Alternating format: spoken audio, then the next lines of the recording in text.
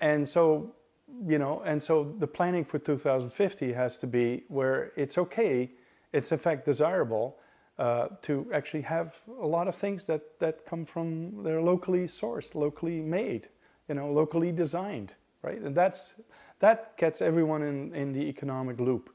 And for that, we have to radically change a lot of our attitudes.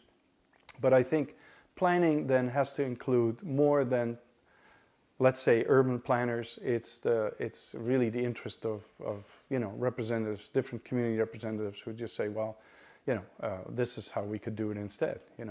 So yeah, I'm saying that that Toronto could become at least 200 villages, right? With in mind that it's about supporting a local economy, which what it is, I can best point out.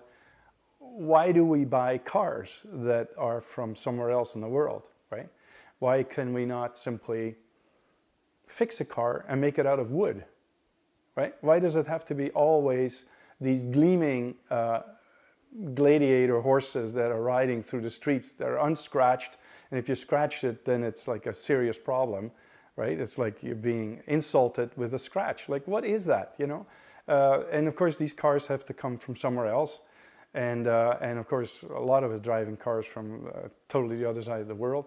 And, when really all these things that we need and we use every day can be made locally, So what is this then? Is this sort of turning your back on a global economy? I'd say absolutely. This is not about a global economy. This is about a local economy.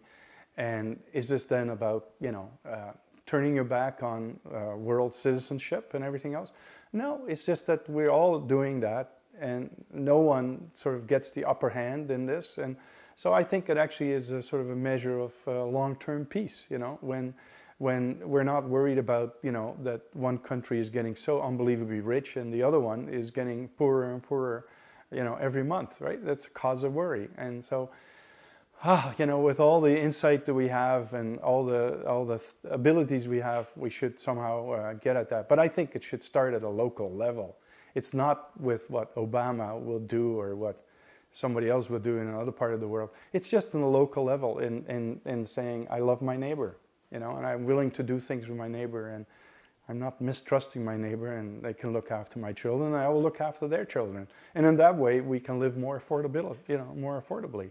And that's what has to happen. It has to originate locally, and it's actually about urban ecology, in its strongest terms that I can describe.